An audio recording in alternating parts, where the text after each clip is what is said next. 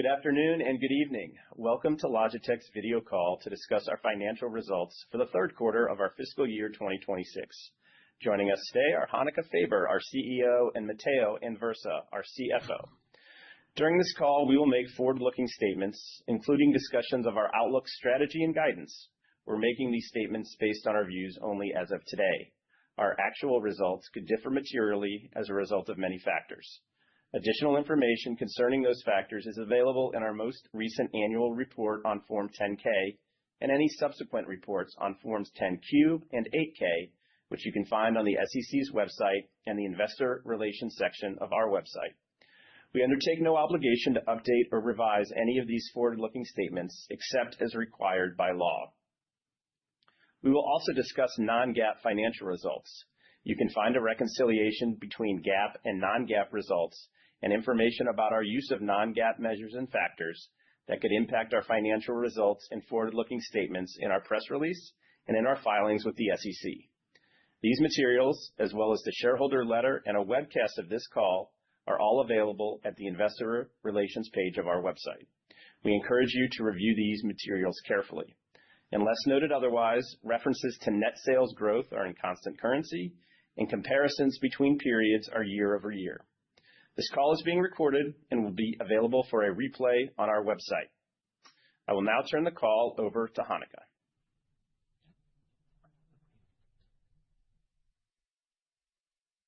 Thank you, Nate, and welcome everyone. During the third quarter, we delivered another period of very strong financial performance.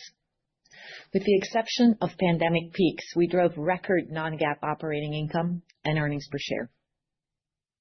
Very strong non-GAAP gross margins once again underscored the quality of our portfolio, the strength of our brand and innovation, and our unique operating discipline. And top-line growth of +6% in US dollars and 4% in constant currency was broad-based across regions, channels, and categories. The strong third quarter results were driven by our strategic priorities. First, superior products and innovation. At the end of September, we launched the MX Master 4, the next generation of our flagship mouse. It is selling at record levels. It sold more units in the first month following launch than any other personal workspace mouse in Logitech's history. In gaming, we delivered winning news across price bands. The Premium Pro X Superlight 2 mouse was a top-performing new product in the quarter, boosting the Pro line. We also had strong demand for the new entry-level China for China G3-116 gaming keyboard, which helped drive market share gains in China. And AI now plays a critical role when it comes to superior video and audio innovation. We are well beyond AI proofs of concepts and experiments. We are shipping AI products globally at scale. In the third quarter, those included both AI-powered devices like the Rally Board 65, the Sight video conferencing camera, and the Zone 2 wireless headsets, and AI-enabling devices like the Spot sensor. And just last week, we announced the Rally AI camera and the Rally AI Pro, our smart new video conferencing solutions for large rooms like boardrooms, auditoriums, and classrooms. None of those products are AI for the sake of AI. These are products that solve real user needs, and that shows in their popularity in the market. Our second strategic priority driving results was doubling down on B2B. Logitech for Business demand significantly outpaced B2C demand in the third quarter, driven by strength in video collaboration and our education vertical. Third, we executed with excellence around the world. The December quarter was the first in fiscal year 26, with positive year-over-year net sales growth and increased demand across all three of our major geographies. Around the world, it was great to see our teams excel with great holiday in-store execution and terrific social-first digital brand-building campaigns. Finally, our performance underscores our unique operational excellence. Product cost reduction, targeted pricing actions, and FX offset tariff headwinds and strategic promotions, and drove a very strong non-GAAP gross margin of 43.5%. Importantly, we continue to drive manufacturing diversification. As we committed, we successfully reduced the percentage of U.S. products manufactured in China from 40% last April to less than 10% by the end of December 2025. And we maintained strong cost discipline across the company, highlighted by non-GAAP general and administrative expenses, which were down 7% in the absolute year-over-year. Now, looking ahead, we live in a dynamic world, but there is still so much opportunity for Logitech to grow. One of the opportunities I am excited about lies in leveraging the existing global PC footprint to drive continued growth. Consider that of the 1.5 billion plus PCs in use today around the world, less than half of those have a mouse attached, and less than 30% of existing PCs have an external keyboard. Taken together, that PC installed base represents over 1.8 billion opportunities to add peripherals and upgrade users to enjoy vastly superior productivity and comfort. We warmly welcome, obviously, the tens of millions of new PCs that are sold each quarter, but we believe the existing base remains the far greater prize. So with that, Matteo, I'll hand it over to you to cover the financials in a bit more detail. Okay, thank you, Hanneke, and thank you all for joining us on the call today. So the team delivered another solid quarter, demonstrating continued focus on profitability and growth. Non-GAAP operating income reached $312 million, reflecting a 17% year-over-year increase, alongside a 220 basis point expansion in profitability. Our strong P&L performance, combined with disciplined management of working capital, resulted in an exceptional cash flow generation of approximately $500 million, a 30% year-over-year increase. Now, let me walk you through the key financial highlights for the third quarter. So net sales were $1.4 billion, up 4% year-over-year in constant currency, and this growth was driven by strong demand and represents our 8th quarter of consecutive top-line growth. Now, more specifically, personal workspace net sales increased 7%, with 9% growth in pointing devices, fueled by the launch of our MX Master 4, as well as double-digit growth in tablet accessories.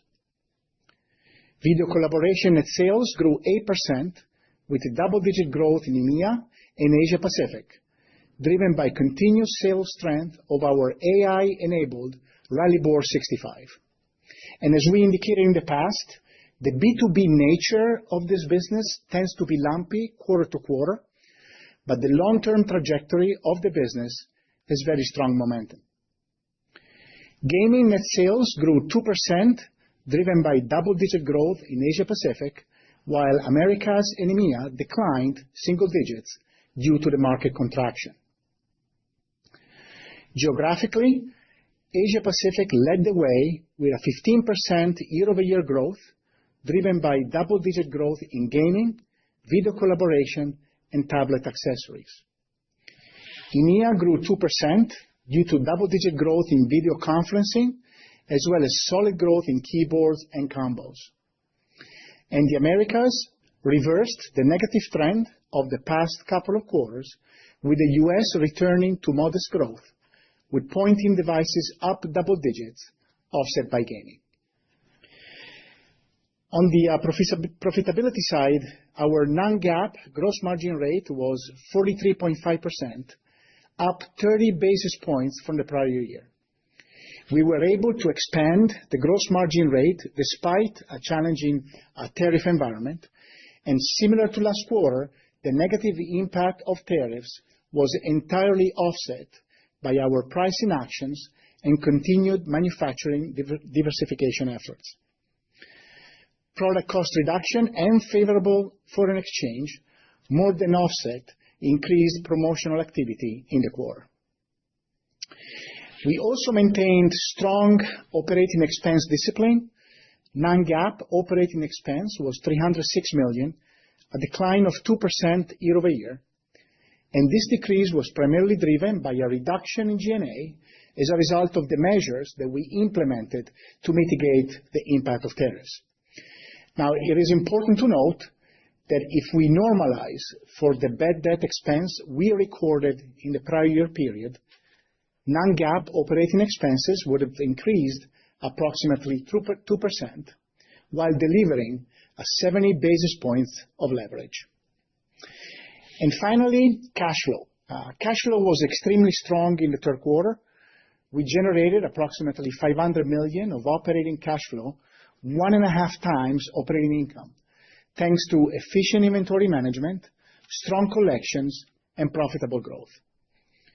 Our cash conversion cycle improved by 18%, down to a highly efficient 27 days.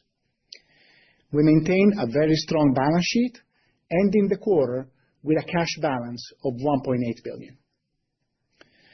Now, as we look ahead, we are closely monitoring external dynamics, including geopolitics, tariffs, and the consumer confidence. While the backdrop is mixed, we believe Logitech is exceptionally well positioned, and this confidence is reflected in the outlook that we are providing for the coming fiscal quarter. Net sales in the fourth quarter are expected to grow 3 to 5% year over year in constant currency, with a gross margin rate of approximately 43 to 44%, and non-GAAP operating income is expected to be between $155 and $165 million, up 20% year over year at the midpoint. As a result, we expect to close fiscal year 26 above the long-term model targets for non-GAAP gross margin and non-GAAP operating margin that we outlined at our Analyst and Investor Day last year. Our performance underscores the durability of our model and our consistent ability to convert profit into cash and generate compelling returns on invested capital. As we transition into the new calendar year, we remain confident in our ability to execute at a high level as the environment evolves. I want to thank all our teams across the globe for their dedication and flexibility. And with that, we can open the call to questions. Thank you, Matteo. We will now move to the Q&A portion of the call. Please be sure to use the raise hand option if you have a question, and please unmute and ensure your camera is on before asking. Our first question comes from Asiya with Citi. Asiya?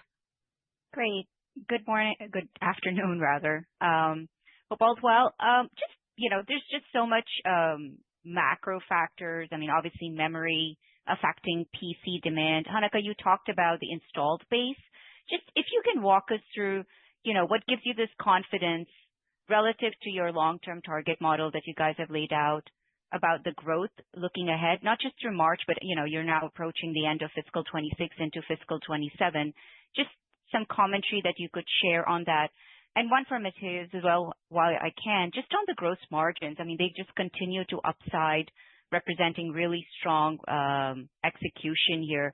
Just as you think ahead, given the macro backdrop and concerns around consumer spending, how should we think about gross margins going forward? Thank you. Yeah, thanks. Thank you so much. Overall, it's too early to discuss fiscal 27, but I would say we're really encouraged by the momentum of the business around the world.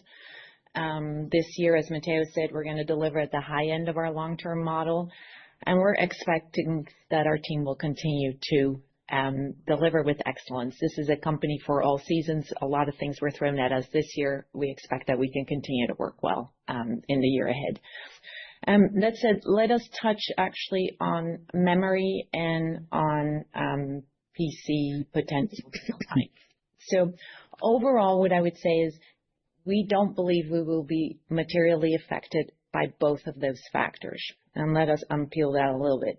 In terms of memory availability, the vast majority of our portfolio is not impacted by the current tight memory availability. We simply don't use those chips in most of our portfolio.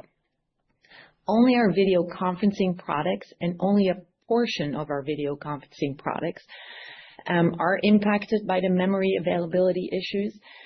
And we believe we are mitigating those impacts, in fact. So from a supply point of view, we've seen this coming and we've taken proactive steps to ensure supply. So we don't foresee a supply impact in Q4, nor in the first half of our next fiscal year from the memory availability issues. There may be a modest cost impact, but as you've seen, we're really good at mitigating cost impacts through cost reductions and through targeted pricing if needed. So that's on memory. On PCs, you've seen our great personal workspace results again this quarter. High single-digit growth. We grew share 120 basis points in PWS. And we believe our peripherals business in general continues to have excellent growth opportunities, whatever the environment. Our data shows that if you take out the 2 years of COVID, which were crazy, over a 10-year period, we grow 300 to 500 basis points ahead of PC sales. And why is that? It's because the peripheral market is relatively immature. Around the world, on that big installed base of 1.5 billion PCs plus, less than half of people use a mouse, less than 30% use an external keyboard. And they're basically leaving productivity and comfort on the table. So that installed base opportunity, combined with trading up people who are in the category, is a far bigger opportunity, far bigger opportunity for us than just attaching to new PCs, which of course we'll continue to do. But our growth over the years has come from penetrating that installed base of PCs. So that's what we will continue to do, and we're confident that we can continue to grow the peripherals business as we have. Sorry, it's a bit of a lengthy answer, but I know it's on many people's minds. So thanks for asking.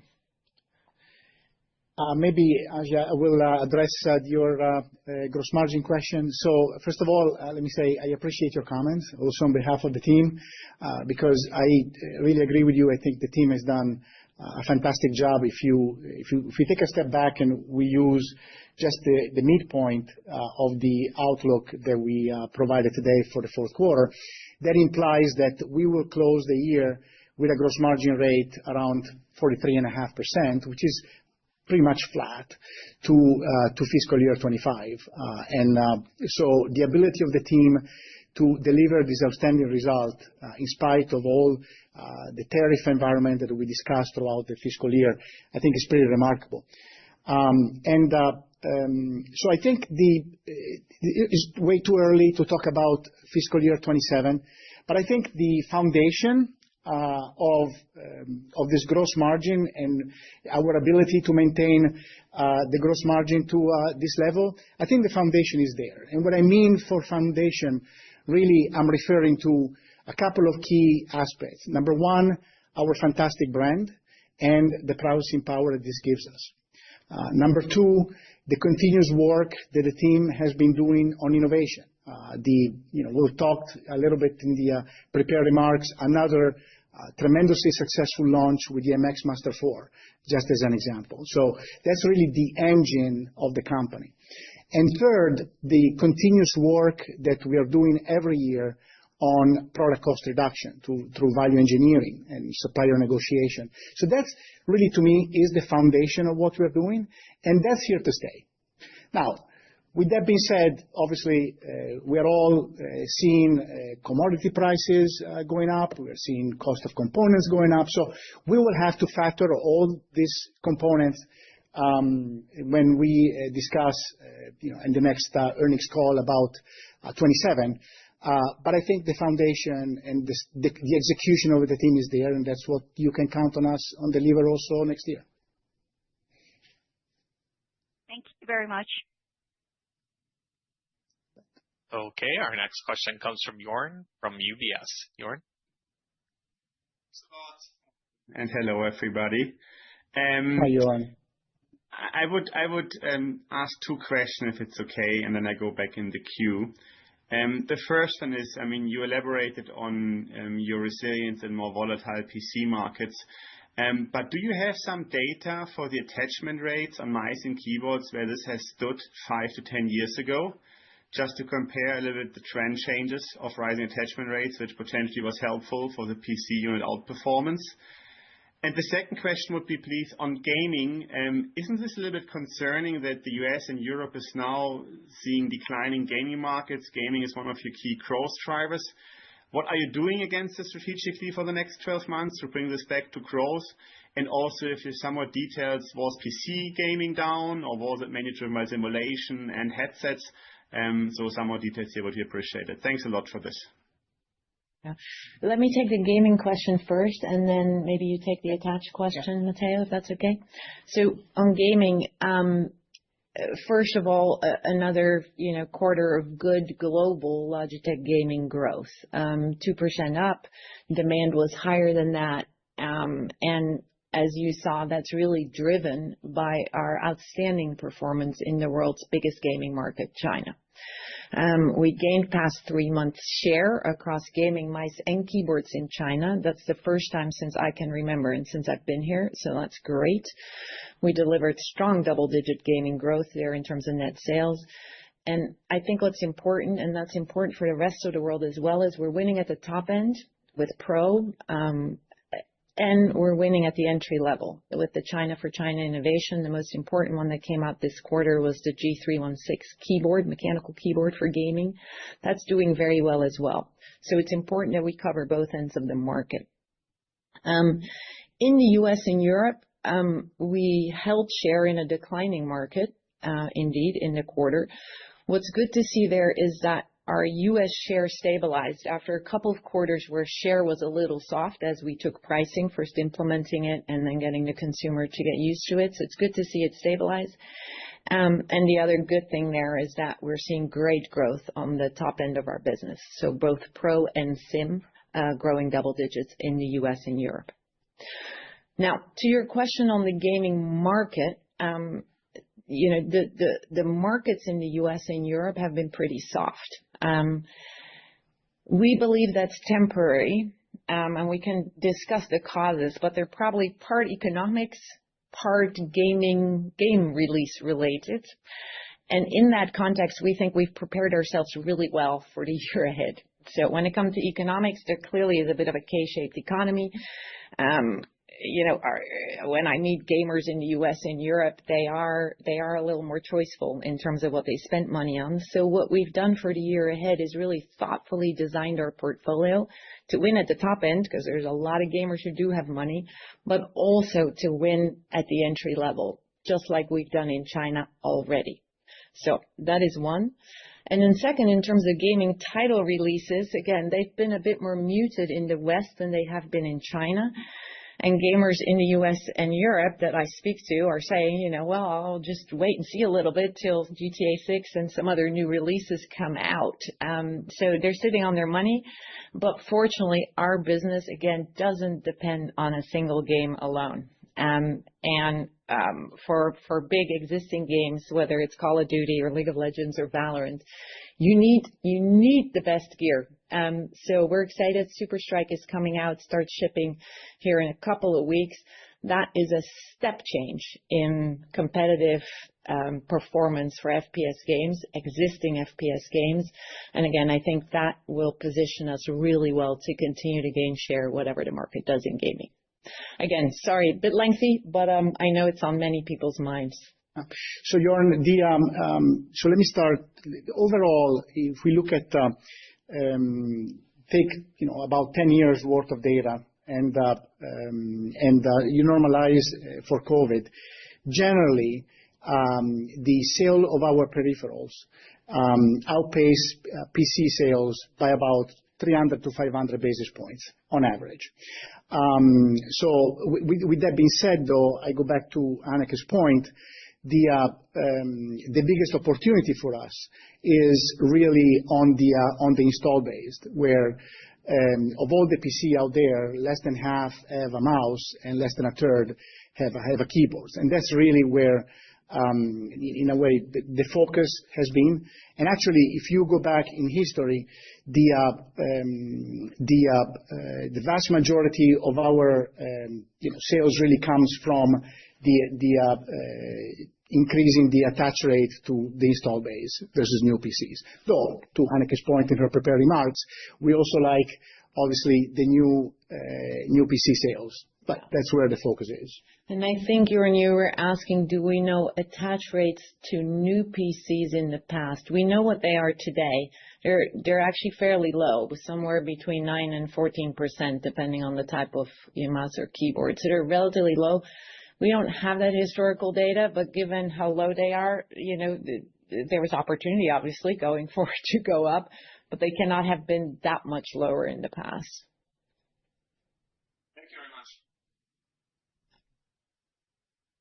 Okay, our next question will come from Eric Woodring with Morgan Stanley. Eric? Hey, guys. Can you hear me okay? Yeah. Perfect. Awesome. Thank you very much for taking my questions. Just, I wanted to circle back on just the PC question, Hanneke. The 300 to 500 basis points of outperformance versus PC sales. Just a clarification, is that versus PC revenue or PC units? And the only reason I ask is if you look at, for example, IDC forecasts, the variability between PC sales, maybe flattish versus PC units potentially down 5 to 10%, would make a difference between, again, if we use that kind of historical context, the business growing versus declining. So just a clarification on that point. And if it is attached to PC sales, just how do we think about the attached to revenue when we think about it's kind of like an attached to the unit? I just want to get a better understanding of that. And then just a quick follow-up for you, Matteo. Thank you so much, guys. Yeah, sure. Eric, it's what we refer to as unit sales. So that's the way we think about it. So that's all I can tell you. Okay. Oh, totally fair. And then maybe Hanneke, just again on the PC peripheral kind of attached to the PC base. So I think that makes a ton of sense. On one hand, I guess I would say perhaps we can assume these devices might not have a peripheral for a reason, whatever that may be.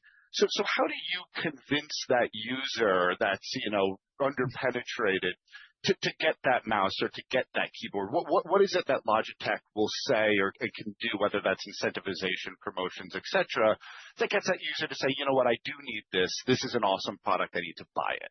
Thank you so much, guys. Yes. Yeah, what a great question. And it comes down to product superiority and real benefits for the user. So let me take the MX Master 4 as an example, which again is off to a fabulous start in terms of creating both new trial and up-trading existing mouse users. Why is that? It's very premium. It's a $120 mouse. It's an expensive mouse. But consumers, including in the US and Europe, where they're being more choiceful, absolutely doesn't hesitate to go and buy one because, A, it clearly is superior versus what's out there in the market. The haptic feedback, the actions ring, the new software, the beautiful design, the aesthetics, clearly superior. It clearly answers a user need in terms of productivity. So when you use that MX Master 4, you're going to be faster, you're going to be more accurate and more productive. That's important both for users, by the way, and for B2B choosers. So the procurement people in businesses that are buying mice for their employees. And then marketing, of course, plays an important role as well. We did up marketing in the quarter. We're measuring that very tightly. The return on investment there is excellent. And I think we have a lot more opportunity to do more social first digital marketing for our top superior products to drive that penetration. So it all starts from the superior product that really answers a user need. In the case of MX, the user need is productivity. In the case of gaming, it's performance. You're going to win that game. And in the case of a line like Ergo, it is comfort. You're not going to have that pain in your arm. So really important. And then in marketing, we're seeing really great results. So there's opportunity there going forward. Thank you, guys. Thanks, Eric. Okay, our next question comes from Ananda with Loop Capital. Ananda? Yeah, thanks, guys, for taking the questions. Good afternoon. Hi, Ananda. Hey there. Two, if I could. So let me just ask another. This is a PC related one. Do you think people are obviously interested in the PC dynamic, the PC attached, because of the dynamics going on with memory, in the PC market and the impacts you've already begun to see there. Do you think that this is one of those years where the company could see sort of growth above the average sort of few hundred basis points range that you guys typically have? I know in past years when you've seen amplified growth above the PC market, there at times has been a thought process. Maybe people aren't buying a PC, but they can do something to make their PC experience more enjoyable, dress up their PC experience. So just want to ask that question, and then I have a quick follow-up as well. Thanks. Yeah.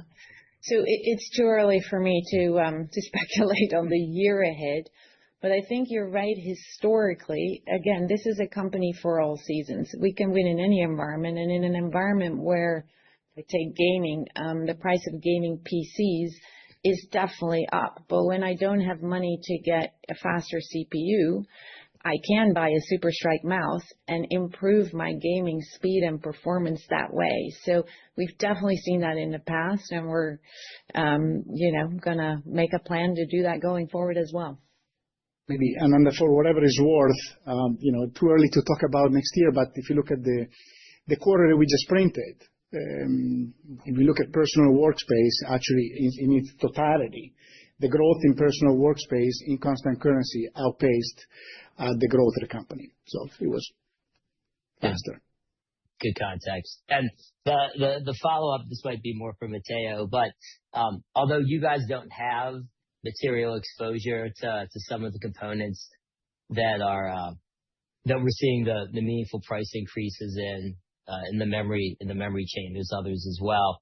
Do you think you could have seen some pull forward sales from folks who might not necessarily understand that you don't have material exposure to those components? I wouldn't. If your question, Ananda, is on the video conferencing being up 8% year over year in the quarter, I would not attribute that to a hoarding or anticipated buy due to the memory situation. I think we're all deals that the team has been tracking for quite some time. We are building the muscles, as we discussed during Investor Day. And I think through the growth that we had in video conferencing, by the way, the fact that overall B2B outpaced B2C in the quarter in terms of strength, thanks to education vertical that has been doing very well for us also this quarter, I think it's really execution by the team. Yeah. Yeah. I see a lot of customers. I didn't get a sense that they were hoarding ahead of any memory shortages in our video conferencing portfolio. Video conferencing, because it's 100% B2B basically, is a little choppier net sales wise, just because there's big deals one quarter that may not necessarily be in the next one. So I would look at that business over a little longer period than just quarter by quarter. But this was a really good one, but take a little bit longer perspective on VC to really look at the health of it. That's great. Thanks so much. Okay, our next question comes from Joe Cardoso with JP Morgan. Joe, go ahead. Hey, thank you. Thanks for the questions. Maybe first one here, just wanted to follow up on the last comment, and maybe just not specific to video conferencing, but broad-based across the portfolio. Just because we're hearing some maybe more downstream from a PC perspective, talking about pull forward of demand in the backdrop of kind of this rising memory cost environment. Just curious as it relates to Logitech's portfolio, and once again, broad-based, maybe not specific to video conferencing, and maybe your attach here. Are you guys seeing any of the benefits from potential pull forward, either this past quarter or the quarter that we're in itself? And then I have a follow-up. No. I mean, again, about 60% of our business is B2C, so the consumer's definitely not pulling things forward. But also on the B2B side, where we're kind of half a personal workspace, half video conferencing, I have not seen or heard of any pull forwards in our business. Yep, got it. Very clear. And then maybe just a follow-up, you talked about reaching the 10% of U.S. products originating from China. or less than 10%, I think was the exact comments, which seems a bit better than what you guys were targeting. So now that we've reached that point, maybe can you touch on whether there's further headroom to reduce that? And as we think about the combination of ramping those other manufacturing sites, those processes potentially maturing and the pricing actions you've already taken, any new thoughts on how you're thinking about the implication to margins from those actions? Yeah. Yeah. So first part of your question, at this point, I think we are happy where we are. The team has done a fantastic job. Our target was to limit the import from China into the U.S. to 10% by the end of December, and we are, as you correctly so pointed out, a little better than that. But at this point, I think we are happy with the current landscape. We also, as always, want and cherish the flexibility because the tariff environment is pretty fluid. So we want to make sure that we have the appropriate flexibility to move things around, and that's the beauty of the China Plus 5 strategy that Sri and the team implemented now for quite some time.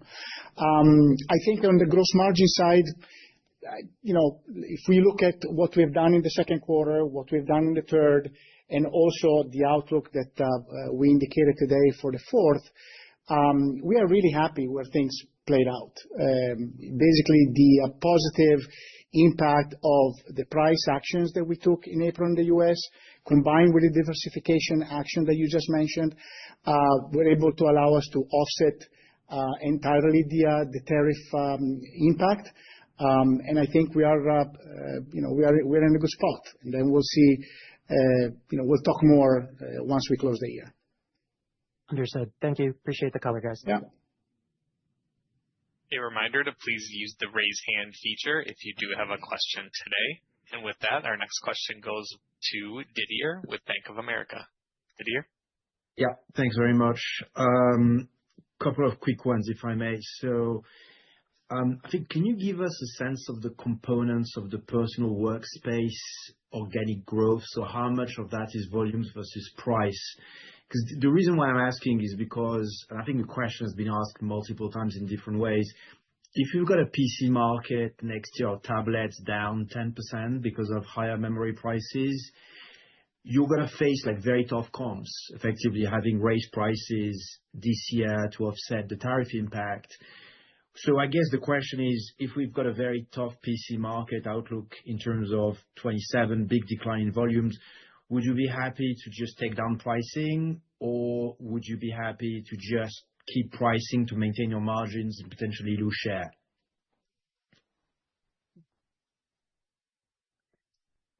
So we don't break out the exact units versus price versus mix for the company or for PWS. But what I am comfortable in telling you is that the great PWS growth that we saw in the quarter was a combination of all three. So positive units, positive premiumization around the world, people trading up to the MX Master 4 and other premium products, and U.S. pricing. So it was a combination of all three. And in terms of, I'm never happy to lose shares. So we're going to put the right plans in place to continue to grow and defend share. And I think you see that in the quarter as well. We're very intentional and strategic on when we need to promote on certain parts of the portfolio and very surgical. We're not just throwing promotions and deals across the market, but there's places in the quarter where we needed a little more, and we do that intentionally and strategically. Right. To this point, Didier, if you look at where we closed the quarter in terms of gross margin rate versus what we were discussing 3 months ago, we are the higher end of the range. And this is really thanks to the diligent and very surgical promotional approach that Quinn and the commercial team around the world are having, and to Hanneke's point. So. Okay, perfectly clear. Thank you so much. Thank you. Okay, and it looks like our final question will come from Martin with BNP. Martin?